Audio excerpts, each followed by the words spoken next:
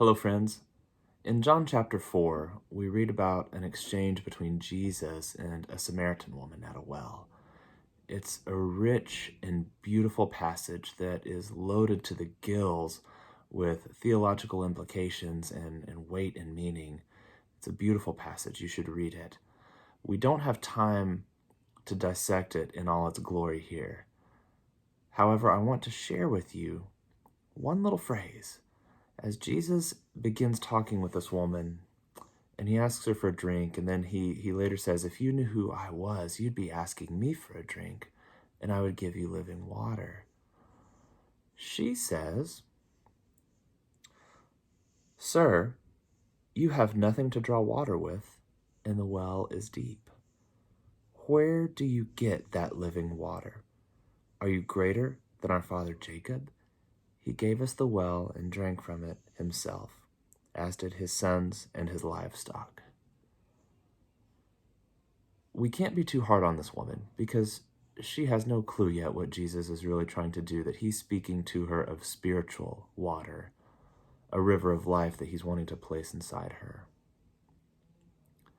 And yet, we can see that she completely misses the mark.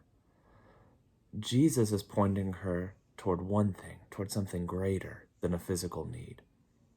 And she can't see past her own limits. And I wonder, how often do you and I put limits on God? Maybe he's pointing your life, your heart, your calling toward something greater. And we're stuck saying, but where's your bucket? Friends, I'm not sure what God is speaking to you in this season. I'm not sure what your circumstance is. Perhaps you're in a really difficult situation, or perhaps you feel stuck in something. My encouragement to you is come to the Lord, who's talking about something better. And it's not that he doesn't care about your circumstances.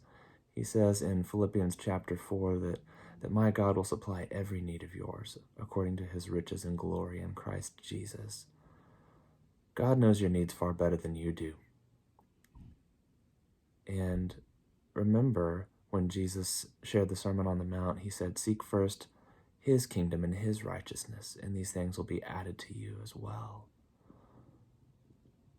Let's not limit God by what we can see and what we can understand. Let's come to Jesus just as we are, and just as he calls us and invites us to come, and trust that what he is going to give is greater than what we could provide on our own. Let's not be left saying, but where's your bucket? Friends, walk in the light of Jesus and be the light to those around you.